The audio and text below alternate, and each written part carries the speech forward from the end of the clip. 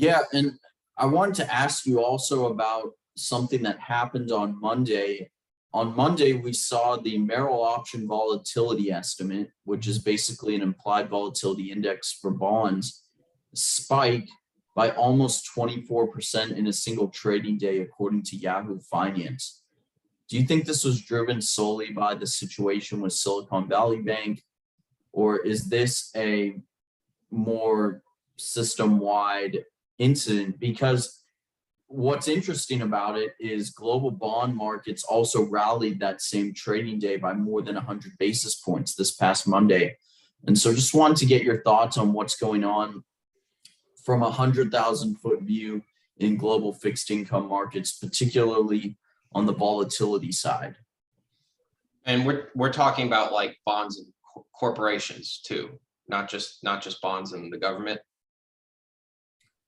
Yeah, the Merrill Option Volatility Estimate looks at Treasury interest rate volatility, but it's used as a proxy for volatility for pretty much all bond markets worldwide. Okay. So the corporate market, yeah. Mhm.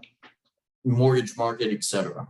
Okay, cool. Because with the Treasury, there could be the problem of the runaway, the debt spiral problem that could be coming up. That is obviously going to make that in my opinion should make people question their trust in the U.S. financial system.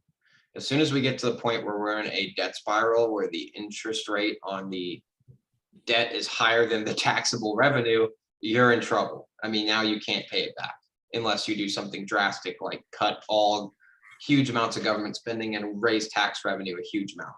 And if you just keep printing it, well, it doesn't really make the problem go away. It makes the problem worse. So that's where there's going to be a lot of issues, in my opinion, because it will that could be one thing affecting the bond market is sort of instability of the U.S. system, just in general. That's getting worse and worse. And also, I mean, with corporations, I think that along with that instability also is instability within the general economy. Because the government, especially with how big it is quite a large force on our economy. And if something is wrong with that, it's going to affect everything downstream.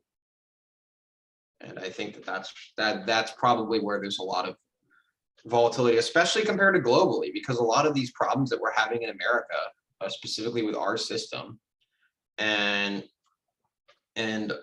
our economy and just our social climate even don't affect other countries as much. I mean, there's still a lot of them are still dependent on the dollar, but they don't have a lot of the same debt problems. Some countries do, like Japan, but they don't have the same debt issues. And a lot of them, especially some of the countries that I have a lot of experience with, obviously, don't have economies that are this complicated. Where my wife is from, Belize, even during the entire Great Depression, the only thing that her grandmother noticed when the Great Depression was happening was that you couldn't import soap. Other than that, their life was completely normal. And that should be really telling about these sort of agrarian economies that are more, these sort of third world economies. They are, especially if their government is not very, very corrupt, and they don't have a lot of, strange money printing, inflation type of issues like you see sometimes in Africa with places like Zimbabwe.